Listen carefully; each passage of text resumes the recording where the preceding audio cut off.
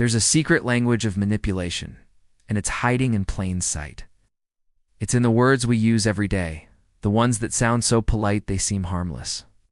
Have you ever noticed how some of the most polite words are the ones that carry the most hidden power? On the surface, they sound harmless, respectful, even kind.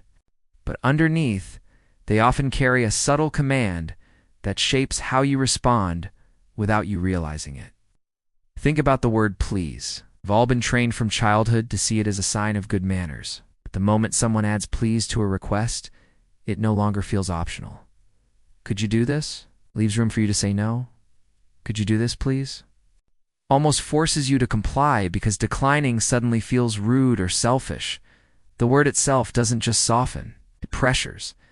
Then there's thank you.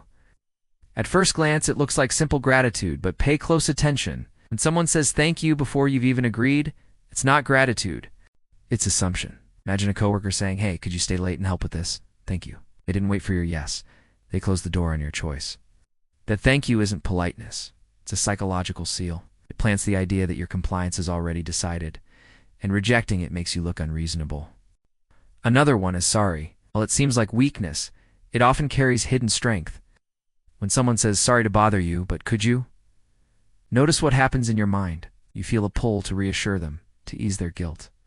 The moment you do, you step closer to giving them what they want. The apology wasn't for you. It was a tool to shift your emotional state to make you more likely to agree. Even phrases like, "Would you mind," twist politeness into subtle control. If you say yes, you sound cold. If you say no, you've already agreed to do it. The structure leaves you trapped. That's the brilliance of these polite words.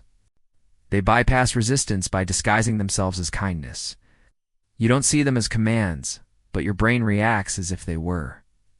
The truth is, manipulators rarely use force. They don't need to shout or threaten. They hide commands inside the language we've been conditioned to respect. Every please, thank you, or sorry becomes a lever. And the more you recognize it, the more you'll start hearing the difference between real politeness and invisible pressure. That awareness is the only thing that frees you from saying yes when you never wanted to.